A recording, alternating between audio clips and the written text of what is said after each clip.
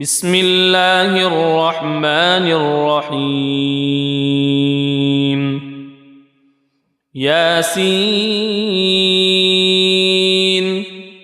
والقرآن الحكيم إنك لمن المرسلين على صراط مستقيم تنزيل العزيز الرحيم لتنذر قوما ما أنذر آباؤهم فهم غافلون لقد حق القول على أكثرهم فهم لا يؤمنون إنا جعلنا في أعناقهم أغلالا فهي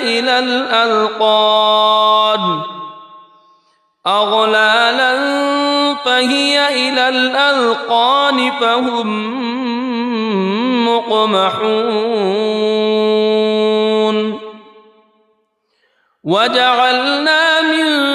بين أيديهم سدا ومن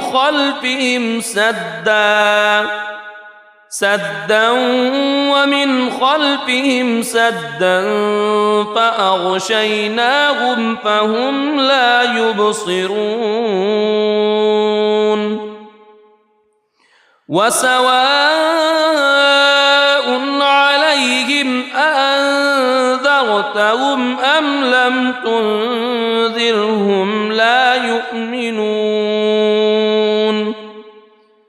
إنما تنذر من اتبع الذكر وخشي الرحمن بالغيب فبشره بمغفرة وأجر كريم إنا نحن نحيي الموتى ونكتب ما قدموا وآثارهم وكل شيء أحصيناه في إمام مبين واضرب لهم مثلا أصحاب القرية إذ جاءها المرسلون إذ أرسلنا إليهم اثنين فكذبوهما فعززنا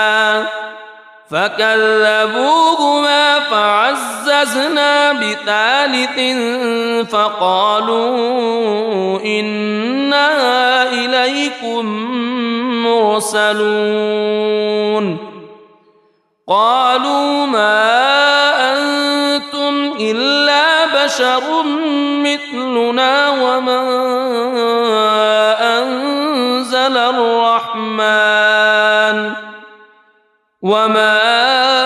أنزل الرحمن من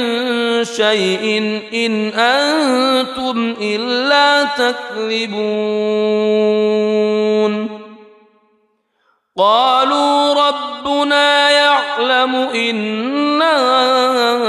إليكم لمرسلون وما علينا إلا البلاغ المبين قالوا إنا تطيرنا بكم لئن لم تنتهوا لنرجمنكم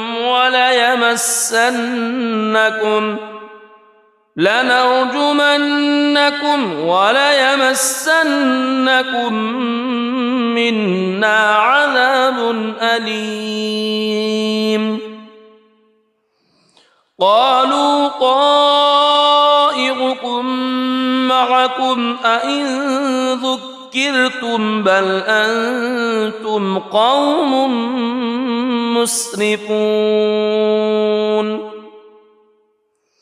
وجاء من أقصى المدينة رجل يسعى قال يا قوم اتبعوا المرسلين اتبعوا من لا يسألكم أجرا وهم مهتدون وما لي لا أعبد الذي فطرني وإليه ترجعون أأتخذ من دونه آلهة إن يردني الرحمن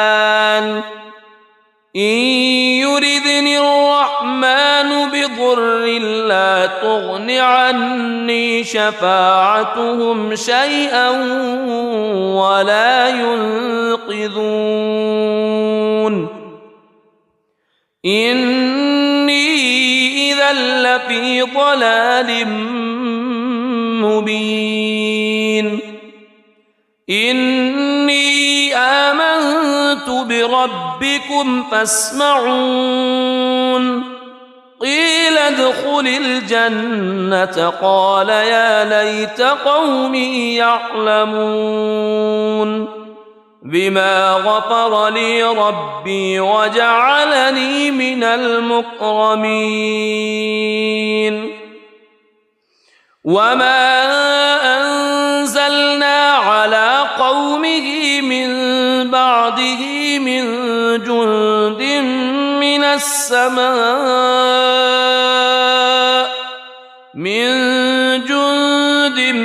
من السماء وما كنا منزلين إن كانت إلا صيحة واحدة فإذا هم خامدون يا حسرة على العباد ما يأتيهم من رسول إلا كانوا به يستهزئون ألم يروا كم أهلكنا قبلهم من القرون أنهم إليهم لا يرجعون وإن كل لما جميع لدينا محضرون وآية لهم الأرض الميتة أحييناها وأخرجنا منها حبا فمنه يأكلون وجعلنا فيها جنات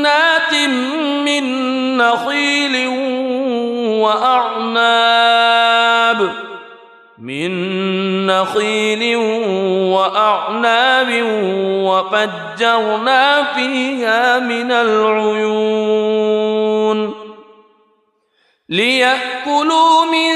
ثمره وما عملته أيديهم أفلا يشكرون سبحان الذي خلق الأزواج كلها مما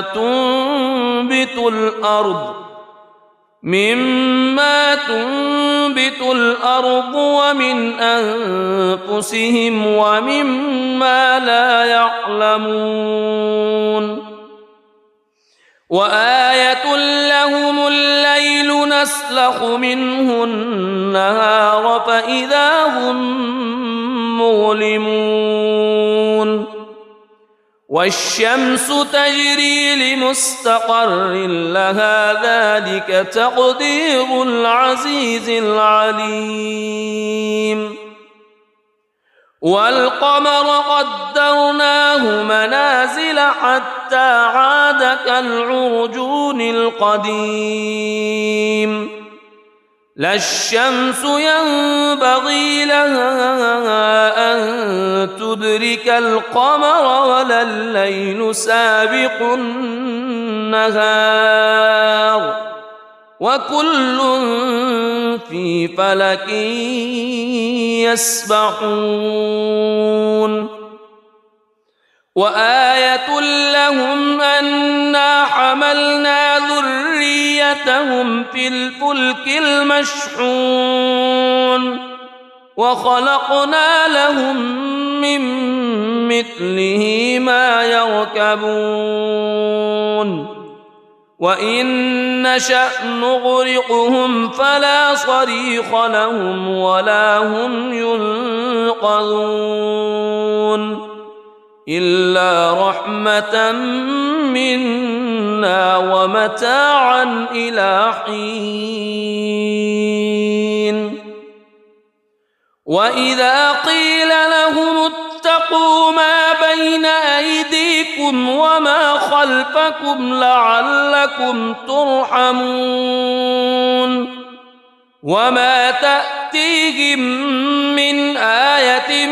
من آيات ربهم إلا كانوا عنها معرضين وإذا قيل لهم أنفقوا مما رزقكم الله قال الذين كفروا للذين آمنوا أنطعم من لو يشاء الله أطعمه إن أنتم إلا في ضلال مبين ويقولون متى هذا الوعد إن كنتم صادقين ما ينظرون إلا صيحة واحدة تأخذهم وهم يخصمون فلا يستطيعون توصية ولا إلى أهلهم يرجعون ونفخ في الصور فإذا هم من الأجداث إلى ربهم ينسلون قالوا يا ويلنا من بعثنا من مرقدنا هذا ما وعد الرحمن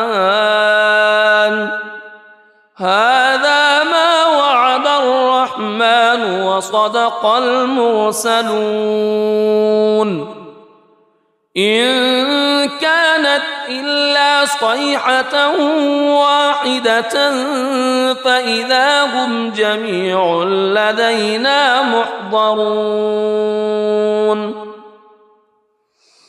فاليوم لا تظلم نفس شيئا ولا تجزون إلا ما كنتم تعملون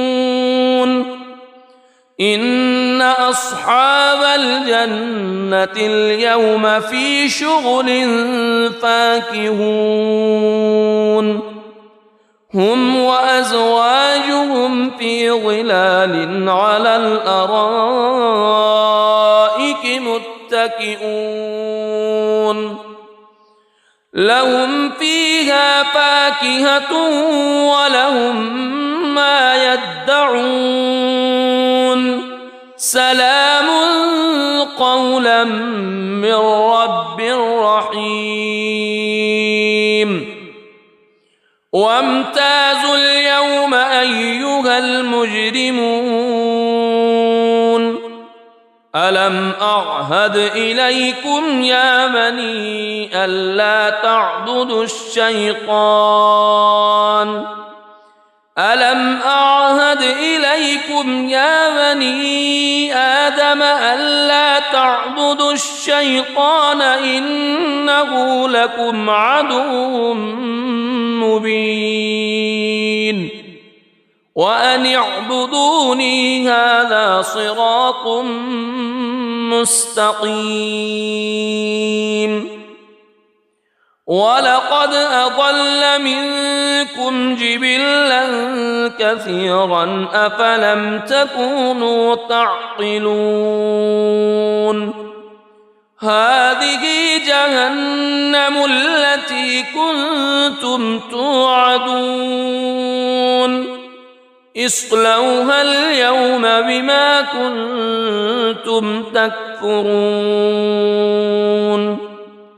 اليوم نختم على أفواههم وتكلمنا أيديهم وتشهد أرجلهم بما كانوا يكسبون ولو نشاء لطمسنا على أعينهم فاستبقوا الصراط فأنى يبصرون ولو نشاء لمسخناهم على مكانتهم فما استطاعوا مضيا ولا يرجعون ومن نعمره ننكسه في الخلق أفلا يعقلون وما علمناه الشعر وما ينبغي له إن هو إلا ذكر وقرآن مبين لينذر من كان حيا ويحق القول على الكافرين أولم يروا أنا خلقنا لهم مما عملت أيدينا أنعاما فهم لها مالكون وذللناها لهم فمنها ركوبهم ومنها يأكلون ولهم فيها منافع ومشارب أفلا يشكرون واتخذوا من دون الله آلهة لعلهم ينصرون لا يستطيعون نصرهم وهم لهم جند محضرون فلا يحزنك قولهم إنا نعلم ما يسرون وما يعلنون أولم ير الإنسان أنا خلقناه من نطفة فإذا هو خصيم مبين وضرب لنا مثلا ونسي خلقه قال من يحيي العظام وهي رميم قل يحييها الذي أنشأها أول مرة وهو بكل خلق عليم الذي جعل لكم من الشجر الأخضر نارا فإذا أنتم منه توقدون أوليس الذي خلق السماوات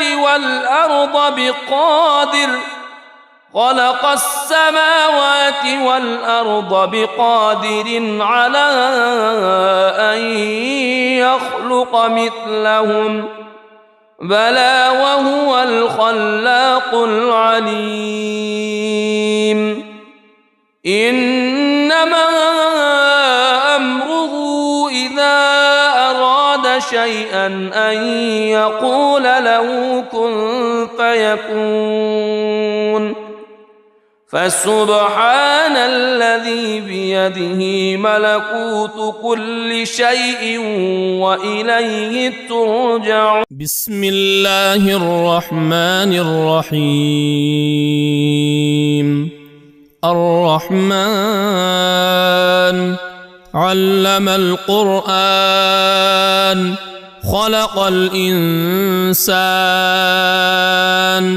علمه البيان الشمس والقمر بحسبان والنجم والشجر يسجدان والسماء رفعها ووضع الميزان ألا تطغوا في الميزان وأقيموا الوزن بالقسط ولا تخسروا الميزان والأرض وضعها للأنام فيها فاكهة والنخل ذات الأكمام والحب ذو العصف والريحان فبأي آلاء ربكما تكذبان خلق الإنسان من صلصال كالفخار وخلق الجان من مارج من نار فبأي آلاء ربكما تكذبان رب المشرقين ورب المغربين فبأي آلاء ربكما تكذبان مرج البحرين يلتقيان بينهما برزخ لا يبغيان فبأي آلاء ربكما تكذبان يخرج منهما اللؤلؤ والمرجان فبأي آلاء ربكما تكذبان وله الجوار المنشآت في البحر كالأعلام فبأي آلاء ربكما تكذبان كل من عليها فان ويبقى وجه ربك ذو الجلال والإكرام فبأي آلاء ربكما تكذبان يسأله من في السماوات والأرض كل يوم هو في شأن فبأي آلاء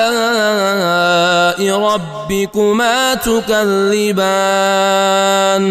سنفرغ لكم أيها الثقلان فبأي آلاء ربكما تكذبان يا معشر الجن والإنس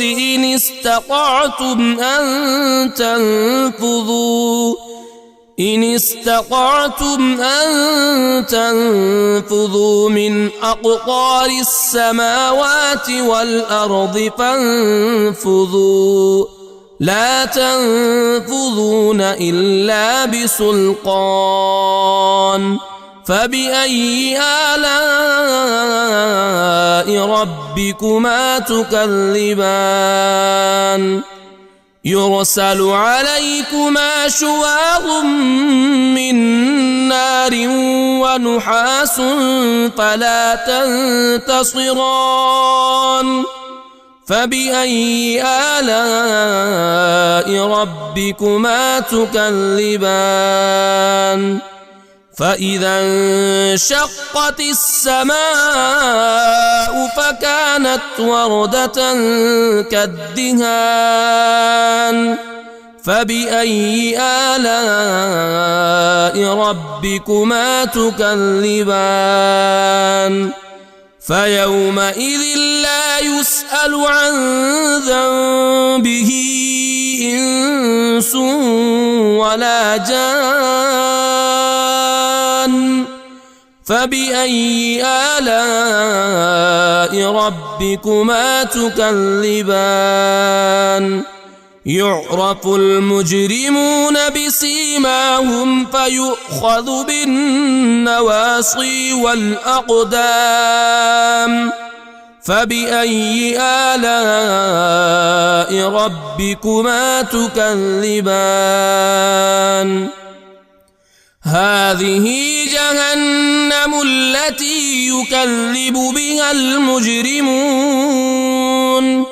يطوفون بينها وبين حميم آن فبأي آلاء ربكما تكذبان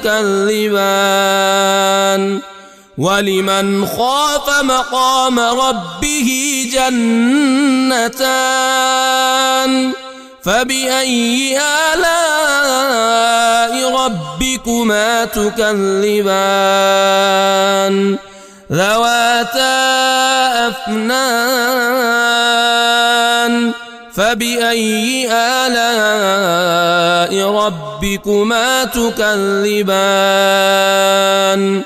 فيهما عينان تجريان فبأي آلاء ربكما تكذبان فيهما من كل فاكهة زوجان فبأي آلاء ربكما تكذبان متكئين على فرش بطائنها من استبرق وجنى الجنتين دان فبأي آلاء ربكما تكذبان فيهن قاصرات الطرف لم يطمثهن إنس قبلهم ولا جان فبأي آلاء ربكما تكذبان كأنهن الياقوت والمرجان فبأي آلاء ربكما تكذبان هل جزاء الإحسان إلا الإحسان فبأي آلاء ربكما تكذبان ومن دونهما جنتان فبأي آلاء ربكما تكذبان مدهامتان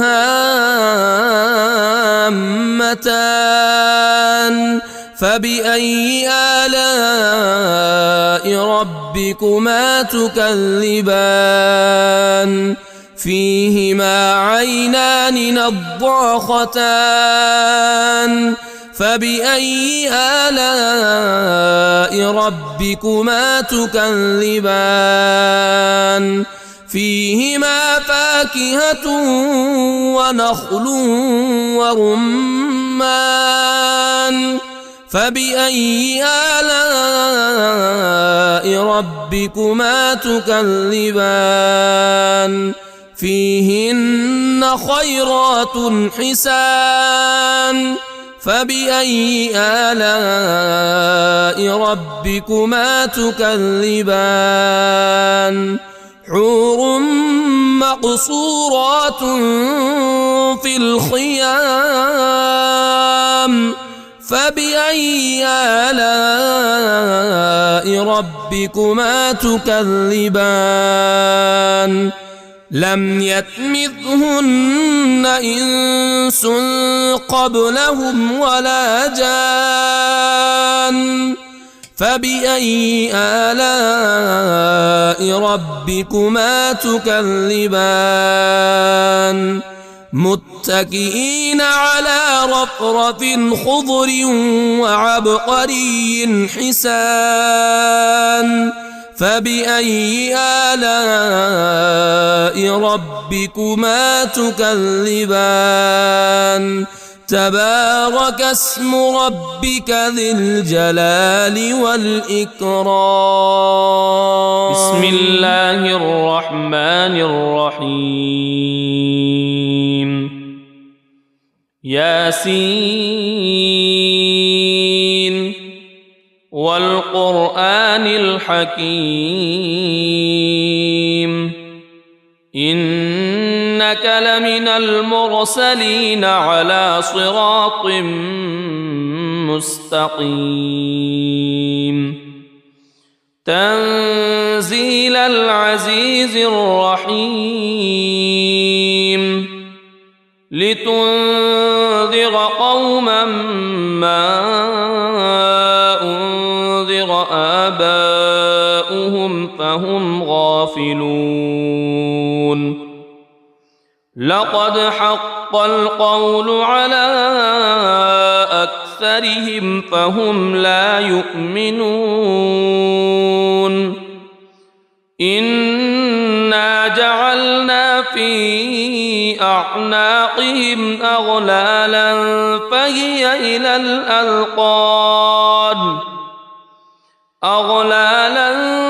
فهي إلى الأذقان فهم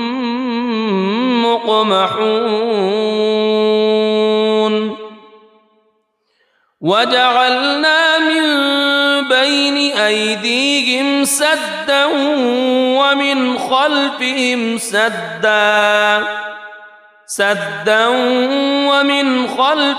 سدا فأغشيناهم فهم لا يبصرون وسواء عليهم أأنذرتهم أم لم تنذرهم لا يؤمنون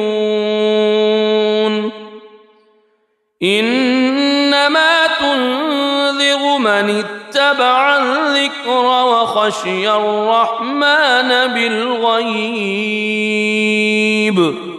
فبشره بمغفرة وأجر كريم إنا نحن نحيي الموتى ونكتب ما قدموا وآثارهم وكل شيء أحصيناه في إمام مبين واضرب لهم مثلا أصحاب القرية إذ جاءها المرسلون إذ أرسلنا إليهم اثنين فكذبوهما فعززنا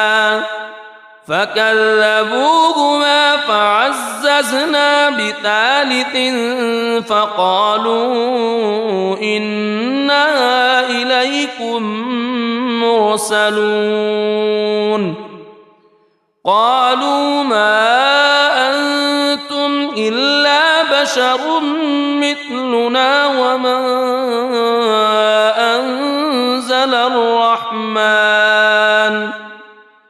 وما أنزل الرحمن من شيء إن أنتم إلا تكذبون قالوا ربنا يعلم إنا إليكم لمرسلون وما علينا إلا البلاغ المبين قالوا إنا تطيرنا بكم لئن لم تنتهوا لنرجمنكم وليمسنكم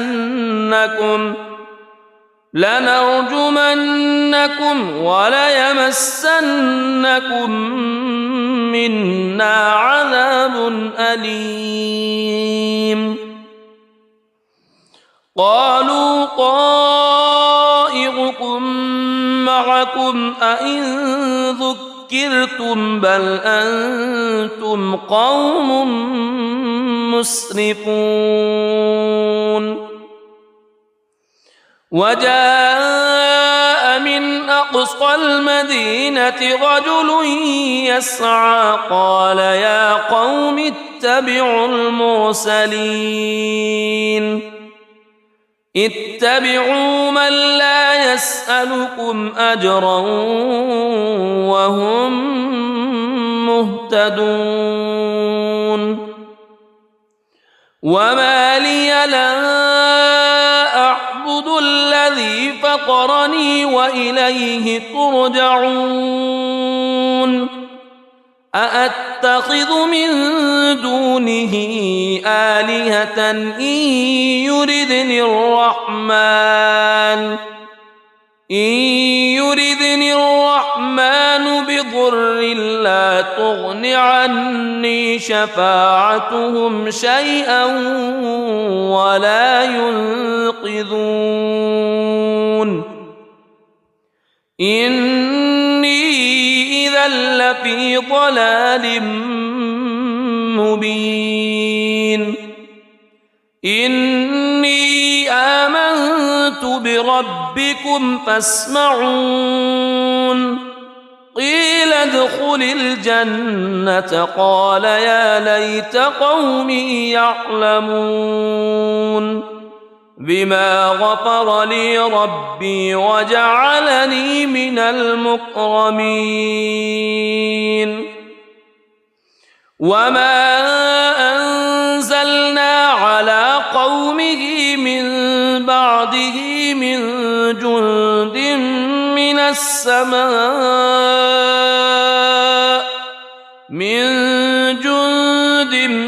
من السماء وما كنا منزلين إن كانت إلا صيحة واحدة فإذا هم خامدون يا حسرة على العباد ما يأتيهم من رسول إلا كانوا به يستهزئون ألم يروا كم أهلكنا قبلهم من القرون أنهم إليهم لا يرجعون وإن كل لما جميع لدينا محضرون وآية لهم الأرض الميتة أحييناها وأخرجنا منها حبا فمنه يأكلون وجعلنا فيها جنات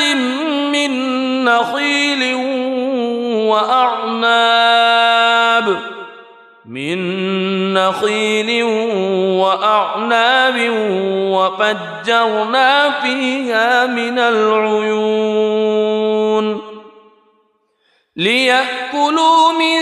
ثمره وما عملته أيديهم أفلا يشكرون سبحان الذي خلق الأزواج كلها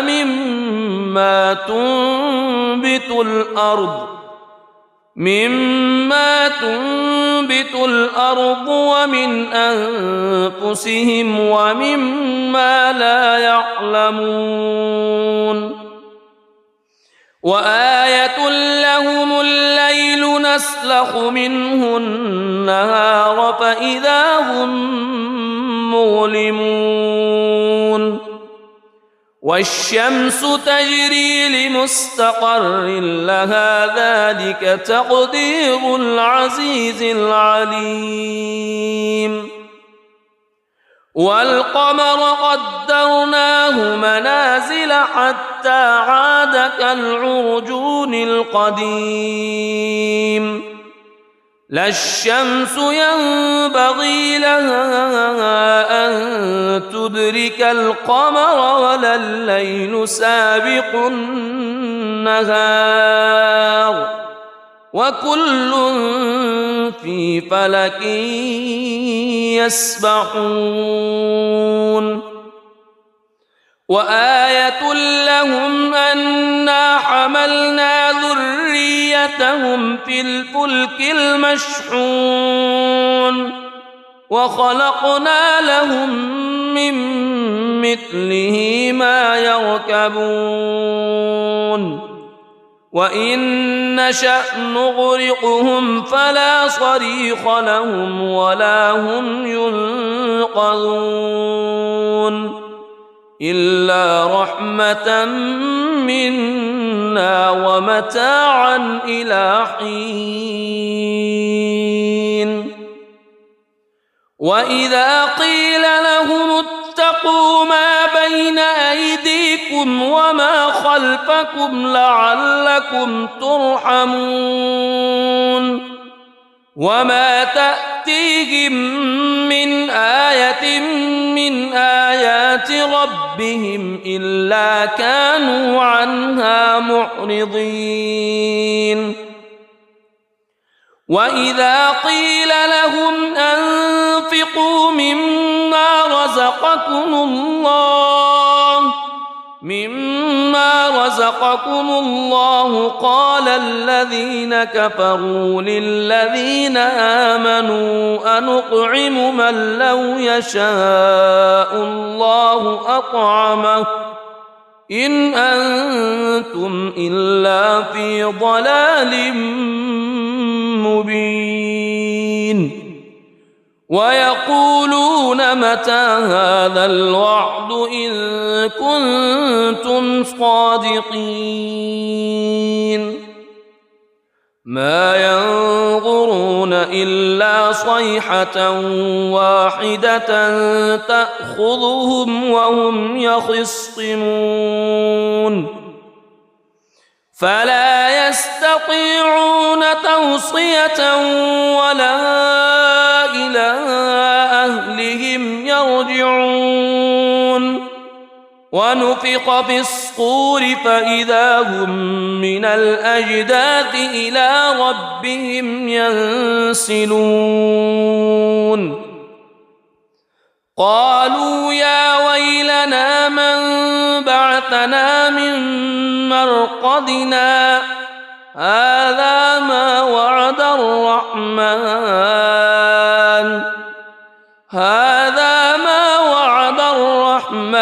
وصدق المرسلون إن كانت إلا صيحة واحدة فإذا هم جميع لدينا محضرون فاليوم لا تظلم نفس شيئا ولا تجزون إلا ما كنتم تعملون إن أصحاب الجنة اليوم في شغل فاكهون هم وأزواجهم في ظلال على الأرائك متكئون لهم فيها فاكهة ولهم ما يدعون سلام قولا من رب رحيم وامتازوا اليوم أيها المجرمون ألم أعهد إليكم يا بني ألا تعبدوا الشيطان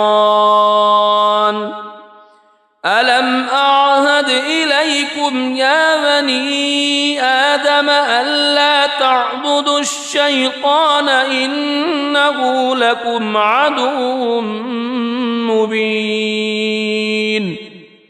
وأن اعبدوني هذا صراط مستقيم ولقد أضل منكم جبلا كثيرا أفلم تكونوا تعقلون هذه جهنم التي كنتم توعدون اصلوها اليوم بما كنتم تكفرون اليوم نختم على أفواههم وتكلمنا أيديهم وتشهد أرجلهم بما كانوا يكسبون ولو نشاء لطمسنا على أعينهم فاستبقوا الصراط فأنى يبصرون ولو نشاء لمسخناهم على مكانتهم فما استطاعوا مضيا ولا يرجعون ومن نعمره ننكسه في الخلق أفلا يعقلون وما علمناه الشعر وما ينبغي له إن هو إلا ذكر وقرآن مبين لينذر من كان حيا ويحق القول على الكافرين أولم يروا أنا خلقنا لهم مما عملت أيدينا أنعاما فهم لها مالكون وذللناها لهم فمنها ركوبهم ومنها يأكلون ولهم فيها منافع ومشارب أفلا يشكرون واتخذوا من دون الله آلهة لعلهم ينصرون لا يستطيعون نصرهم وهم لهم جند محضرون فلا يحزنك قولهم إنا نعلم ما يسرون وما يعلنون أولم ير الإنسان أنا خلقناه من نطفة فإذا هو خصيم مبين وضرب لنا مثلا ونسي خلقه قال من يحيي العظام وهي رميم قل يحييها الذي أنشأها أول مرة وهو بكل خلق عليم الذي جعل لكم من الشجر الأخضر نارا فإذا أنتم منه توقدون أوليس الذي خلق السماوات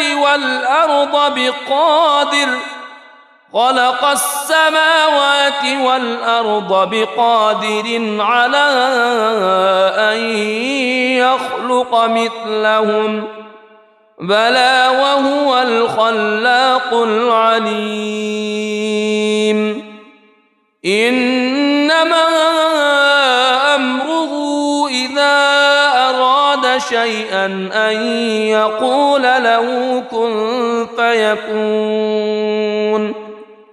فسبحان الذي الذي بيده ملكوت كل شيء وإليه ترجعون. بسم الله الرحمن الرحيم. الرحمن علم القرآن خلق الإنسان علمه البيان. الشمس والقمر بحسبان والنجم والشجر يسجدان. والسماء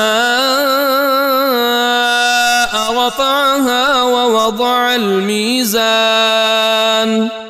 ألا تطغوا في الميزان وأقيموا الوزن بالقسط ولا تخسروا الميزان. والأرض وضعها للأنام فيها فاكهة والنخل ذات الأكمام والحب ذو العصف والريحان. فبأي آلاء ربكما تكذبان؟ خلق الإنسان من صلصال كالفخار وخلق الجان من مارج من نار. فبأي آلاء ربكما تكذبان؟ رب المشرقين ورب المغربين. فبأي آلاء ربكما تكذبان؟ مرج البحرين يلتقيان بينهما برزخ لا يبغيان. فبأي آلاء ربكما تكذبان؟ يخرج منهما اللؤلؤ والمرجان. فبأي آلاء ربكما تكذبان؟ وله الجوار المنشآت في البحر كالأعلام. فبأي آلاء ربكما تكذبان؟ كل من عليها فان ويبقى وجه ربك ذو الجلال والإكرام. فبأي آلاء ربكما تكذبان؟ يسأله من في السماوات والأرض كل يوم هو في شأن.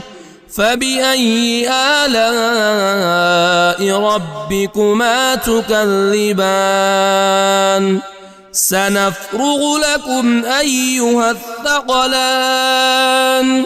فبأي آلاء ربكما تكذبان؟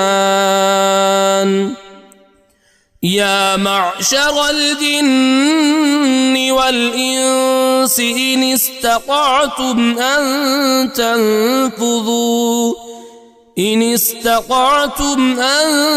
تنفذوا من أقطار السماوات والأرض فانفذوا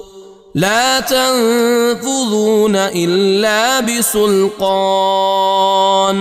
فبأي آلاء ربكما تكذبان؟ يرسل عليكما شواظ من نار ونحاس فلا تنتصران. فبأي آلاء ربكما تكذبان؟ فإذا انشقت السماء فكانت وردة كالدهان فبأي آلاء ربكما تكذبان فيومئذ لا يسأل عن ذنبه إنس ولا جان فبأي آلاء ربكما تكذبان يعرف المجرمون بسيماهم فيؤخذ بالنواصي والأقدام فبأي آلاء ربكما تكذبان هذه جهنم التي يكذب بها المجرمون يطوفون بينها وبين حميم آن فبأي آلاء ربكما تكذبان ولمن خاف مقام ربه جنتان فبأي آلاء ربكما تكذبان ذواتا أفنان فبأي آلاء ربكما تكذبان فيهما عينان تجريان فبأي آلاء ربكما تكذبان فيهما من كل فاكهة زوجان فبأي آلاء ربكما تكذبان متكئين على فرش بطائنها من استبرق وجنى الجنتين دان فبأي آلاء ربكما تكذبان فيهن قاصرات الطرف لم يطمثهن إنس قبلهم ولا جان فبأي آلاء ربكما تكذبان كأنهن الياقوت والمرجان فبأي آلاء ربكما تكذبان هل جزاء الإحسان إلا الإحسان فبأي آلاء ربكما تكذبان ومن دونهما جنتان فبأي آلاء ربكما تكذبان مدهامتان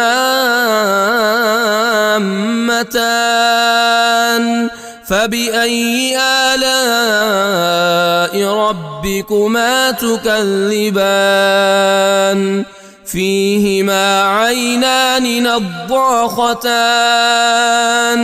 فبأي آلاء ربكما تكذبان فيهما فاكهة ونخل ورمان فبأي آلاء ربكما تكذبان فيهن خيرات حسان فبأي آلاء ربكما تكذبان حور مقصورات في الخيام فبأي آلاء ربكما تكذبان لم يطمثهن إنس قبلهم ولا جان فبأي آلاء ربكما تكذبان متكئين على رفرف خضر وعبقري حسان فبأي آلاء ربكما تكذبان تبارك اسم ربك ذي الجلال والإكرام بسم الله الرحمن الرحيم ياسين والقرآن الحكيم إنك لمن المرسلين على صراط مستقيم تنزيل العزيز الرحيم لتنذر قوما ما أنذر آباؤهم فهم غافلون لقد حق القول على أكثرهم فهم لا يؤمنون إنا جعلنا في أعناقهم أغلالا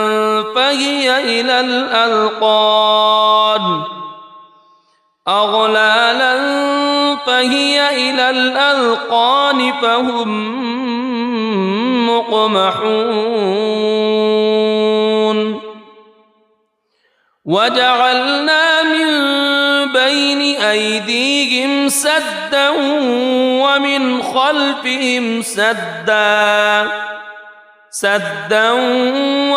خلفهم سدا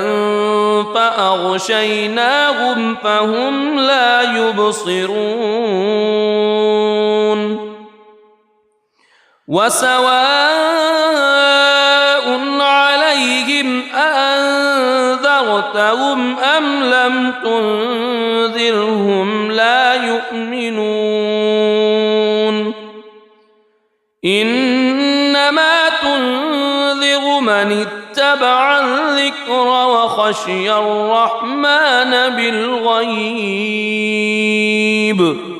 فبشره بمغفرة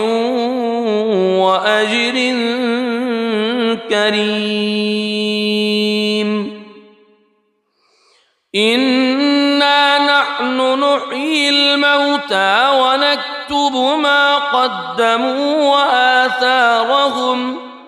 وكل شيء أحصيناه في إمام مبين واضرب لهم مثلا أصحاب القرية إذ جاءها المرسلون إذ أرسلنا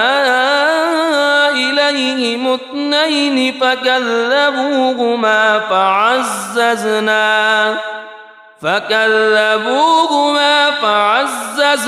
بثالث فقالوا إنا إليكم مرسلون قالوا ما أنتم إلا بشر مثلنا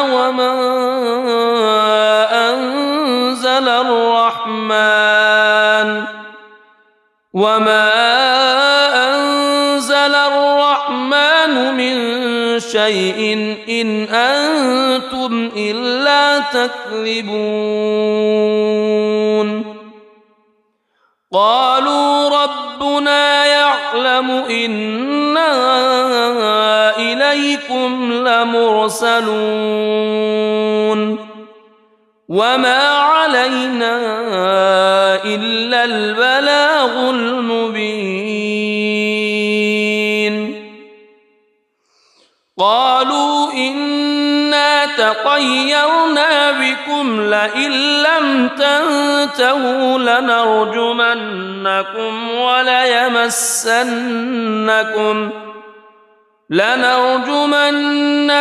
وليمسنكم منا عذاب أليم. قالوا طائركم معكم أئن ذكرتم بل أنتم قوم مسرفون. وجاء من أقصى المدينة رجل يسعى قال يا قوم اتبعوا المرسلين اتبعوا من لا يسألكم أجرا وهم مهتدون. وما لي لا أعبد الذي فطرني وإليه ترجعون. أأتخذ من دونه آلهة إن يردني الرحمن بضر لا تغن عني شفاعتهم شيئا ولا ينقذون. إني إذا لفي ضلال مبين. إني آمنت بربكم فاسمعون.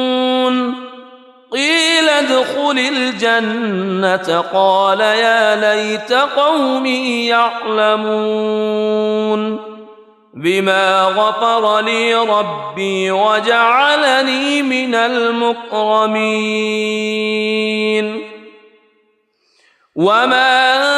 أنزلنا على قومه من بعده من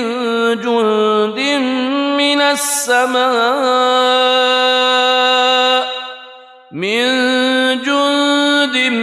من السماء وما كنا منزلين. إن كانت إلا صيحة واحدة فإذا هم خامدون. يا حسرة على العباد ما يأتيهم من رسول إلا كانوا به يستهزئون. ألم يروا كم أهلكنا قبلهم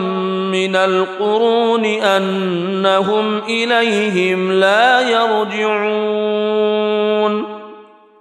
وإن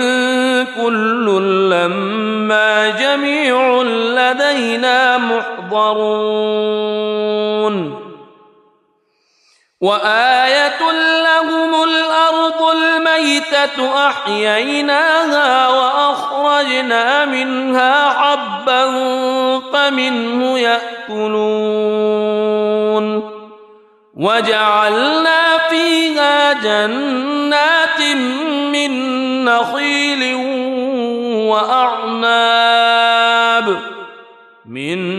نخيل وأعناب وفجرنا فيها من العيون ليأكلوا من ثمره وما عملته أيديهم أفلا يشكرون. سبحان الذي خلق الأزواج كلها مما تنبت الأرض ومن أنفسهم ومما لا يعلمون. وآية لهم الليل نسلك يسلخ منه النهار فإذا هم مظلمون والشمس تجري لمستقر لها ذلك تقدير العزيز العليم والقمر قدرناه منازل حتى عاد كالعرجون القديم لا الشمس ينبغي لها أن تدرك القمر ولا الليل سابق النهار وكل في فلك يسبحون وآية لهم أنا حملنا ذريتهم في الفلك المشحون وخلقنا لهم من مثله ما يركبون وإن نشأ نغرقهم فلا صريخ لهم ولا هم ينقذون إلا رحمة منا ومتاعا إلى حين وإذا قيل لهم اتقوا ما بين أيديكم وما خلفكم لعلكم ترحمون وما تأتيهم من آية من آيات ربهم إلا كانوا عنها معرضين وإذا قيل لهم أنفقوا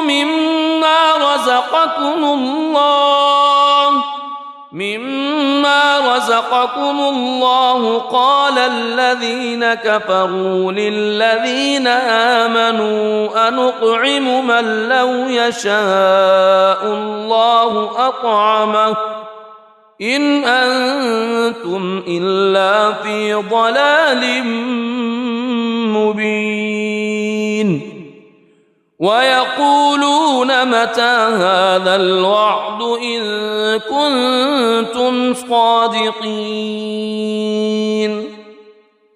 ما ينظرون إلا صيحة واحدة تأخذهم وهم يخصمون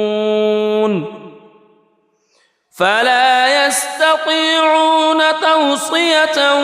ولا إلى أهلهم يرجعون ونفخ في الصور فإذا هم من الأجداث إلى ربهم ينسلون قالوا يا ويلنا من بعثنا من مرقدنا هذا ما وعد الرحمن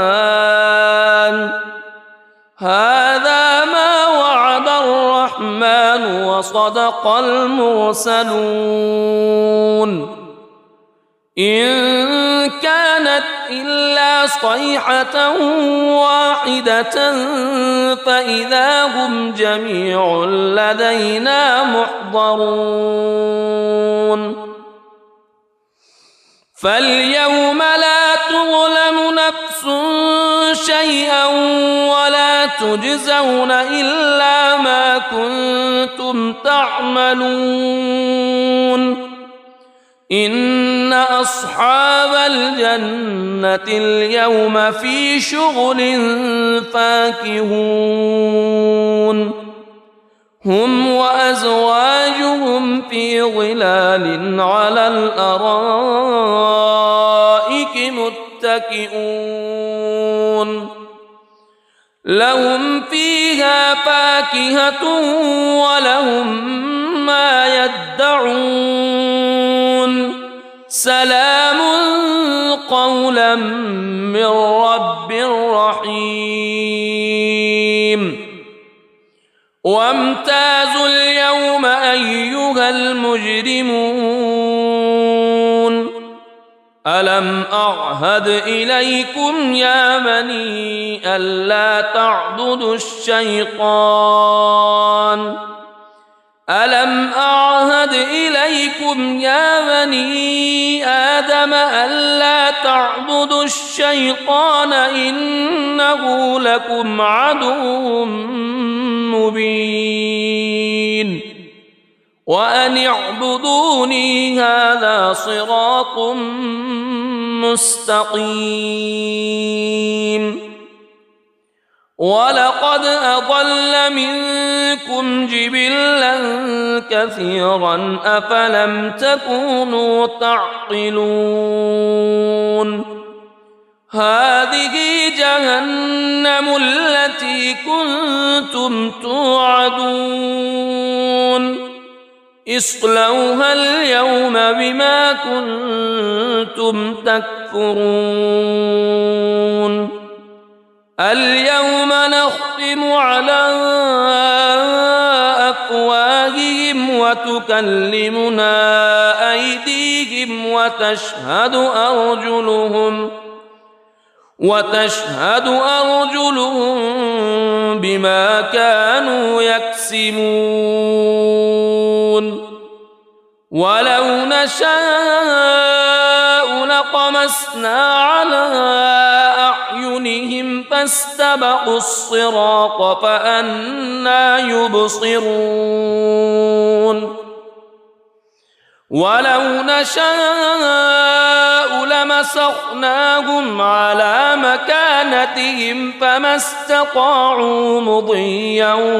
ولا يرجعون ومن نعمره ننكسه في الخلق أفلا يعقلون وما علمناه الشعر وما ينبغي له إن هو إلا ذكر وقرآن مبين لينذر من كان حيا ويحق القول على الكافرين أولم يروا أنا خلقنا لهم مما عملت أيدينا أنعاما فهم لها مالكون وذللناها لهم فمنها ركوبهم ومنها يأكلون ولهم فيها منافع ومشارب أفلا يشكرون واتخذوا من دون الله آلهة لعلهم ينصرون لا يستطيعون نصرهم وهم لهم جند محضرون فلا يحزنك قولهم إنا نعلم ما يسرون وما يعلنون أولم يرى الإنسان أنا خلقناه من نطفة فإذا هو خصيم مبين وضرب لنا مثلا ونسي خلقه قال من يحيي العظام وهي رميم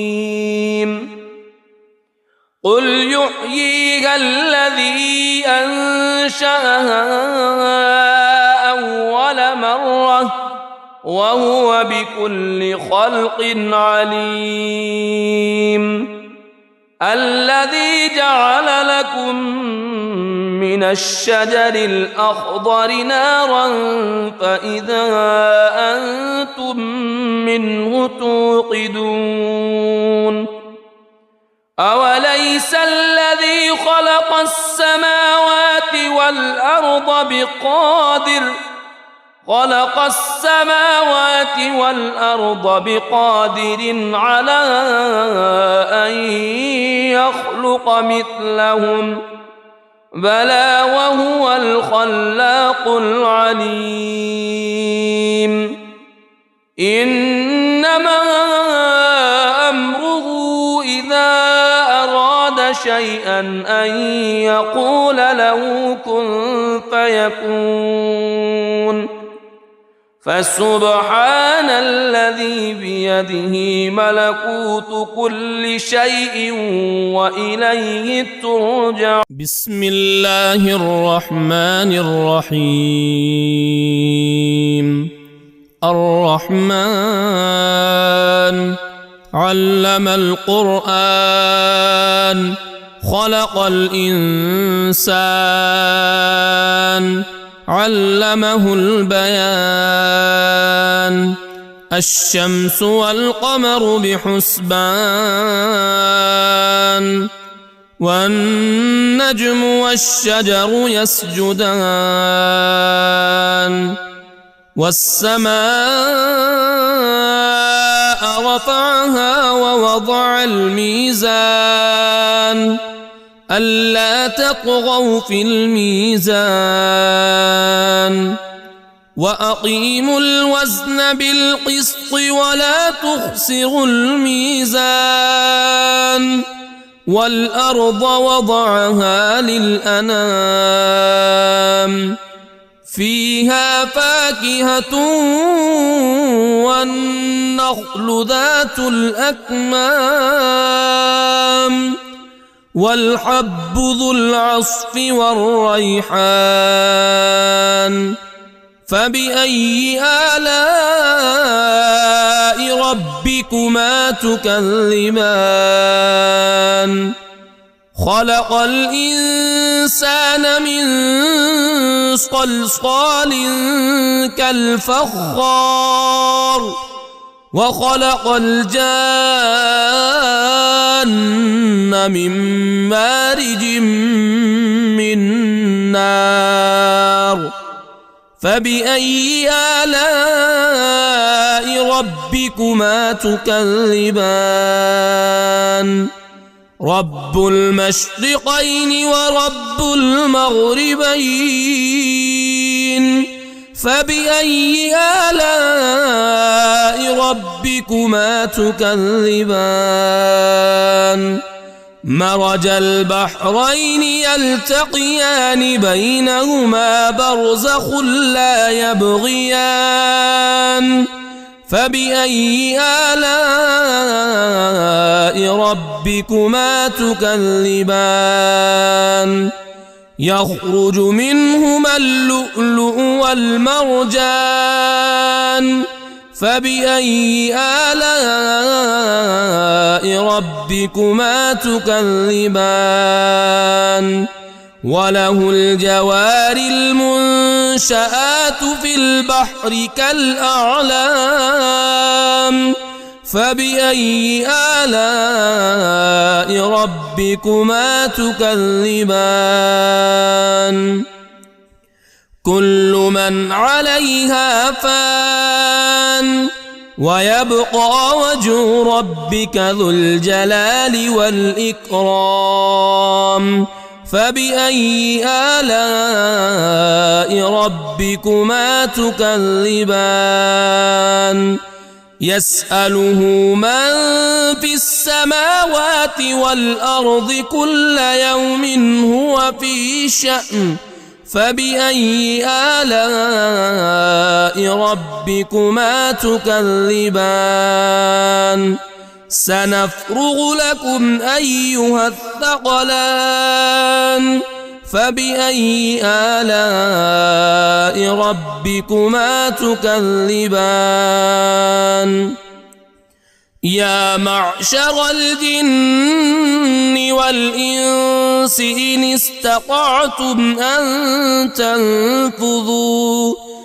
إن استطعتم أن تنفذوا من أقطار السماوات والأرض فانفذوا لا تنفذون إلا بسلطان فبأي آلاء ربكما تكذبان يرسل عليكما شواظ من نار ونحاس فلا تنتصران فبأي آلاء ربكما تكذبان فإذا انشقت السماء فكانت وردة كالدهان فبأي آلاء ربكما تكذبان فيومئذ لا يسأل عن ذنبه إنس ولا جان فبأي آلاء ربكما تكذبان يعرف المجرمون بسيماهم فيؤخذ بالنواصي والأقدام فبأي آلاء ربكما تكذبان هذه جهنم التي يكذب بها المجرمون يطوفون بينها وبين حميم آن فبأي آلاء ربكما تكذبان ولمن خاف مقام ربه جنتان فبأي آلاء ربكما تكذبان ذواتا أفنان فبأي آلاء ربكما تكذبان فيهما عينان تجريان فبأي آلاء ربكما تكذبان فيهما من كل فاكهة زوجان فبأي آلاء ربكما تكذبان متكئين على فرش بطائنها من استبرق وجنى الجنتين دان فبأي آلاء ربكما تكذبان فيهن قاصرات الطرف لم يطمثهن إنس قبلهم ولا جان فبأي آلاء ربكما تكذبان كأنهن الياقوت والمرجان فبأي آلاء ربكما تكذبان هل جزاء الإحسان إلا الإحسان فبأي آلاء ربكما تكذبان ومن دونهما جنتان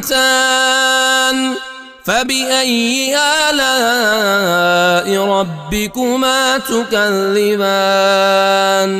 مدهامتان فبأي آلاء ربكما تكذبان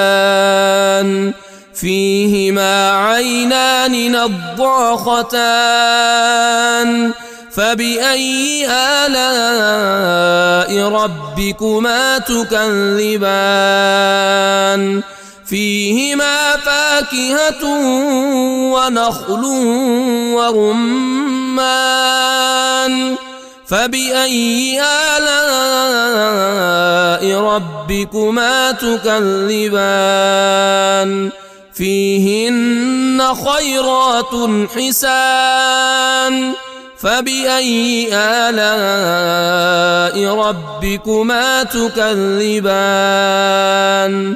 حور مقصورات في الخيام فبأي آلاء ربكما تكذبان لم يطمثهن إنس قبلهم ولا جان فبأي آلاء ربكما تكذبان